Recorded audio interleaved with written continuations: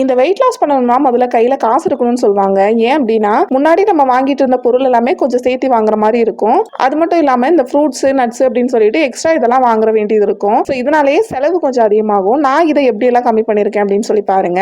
லஞ்சுக்கு வந்துட்டு எப்பவுமே சொரக்காய் இருக்கிற மாதிரி பார்த்துப்பேன். 2 காய் 20 ரூபான்னு சொல்லிட்டு எங்க வீட்டுக்கிட்ட ஒரு அண்ணா கொண்டு வருவாரு. ஸோ 6 காய் வாங்கினா போதும். எனக்கு வீக்லி 60 to 70 ருபீஸ் தான் ஆகும். ஆனா பாத்தீங்கன்னா அது நல்லா ஃபீலிங் கொடுக்கும். வெயிட் லாஸ்க்கு வந்து தண்ணி காய் எடுத்துக்கிட்ட மாதிரி ஆகும். அதுக்கப்புறம் இந்த நட்ஸ் பாத்தீங்கன்னா இது கொஞ்சம் காஸ்ட்லி தான். நீங்க வந்துட்டு இதுல ஃபிக்கை மட்டும் நீங்க அவாய்ட் பண்ணிட்டு மீதி எல்லாம் எடுத்துக்கிட்டீங்கன்னா நம்ம நார்மலா வாங்குற காசுல தான் இருக்கும். நான் எங்க வீட்டுல 3 பேரும் எடுத்துக்கிறதுனால அது கொஞ்சம் அமௌண்ட் வருது. ஆனா முன்னாடி வந்து நாங்க ஹோட்டல்ல போய் சாப்பிட்ட அந்த சாப்பாடு, வெளியே வாங்கின ஜங்க் ஃபுட் அதெல்லாம் கம்பேர் பண்ணும்போது இந்த காஸ்ட் வந்து கொஞ்சம் கம்மியாவே தான் இருக்கு. ஃப்ரூட்ஸை பொறுத்த வரைக்கும் அந்தந்த சீசன்ல என்ன கிடைக்குதோ அதை வந்து நம்ம மேக்ஸிமம் வந்து எடுத்துக்கலாம். இப்போ வாட்டர்மெலன் பாத்தீங்கன்னா ரொம்ப கம்மியான ரேட்ல கிடைக்குது. ஸோ அதுவே பாத்தீங்கன்னா நமக்கு காலையிலும் ஈவினிங்கும் வந்து சாப்பிட்டுக்கிறதுக்கு கரெக்டா இருக்கும். ஸோ இந்த மாதிரிலாம் நீங்க பட்ஜெட் வைஸ் கொண்டு போனீங்கன்னா வெயிட் லாஸ் எப்பவுமே காஸ்ட்லியா இருக்காது.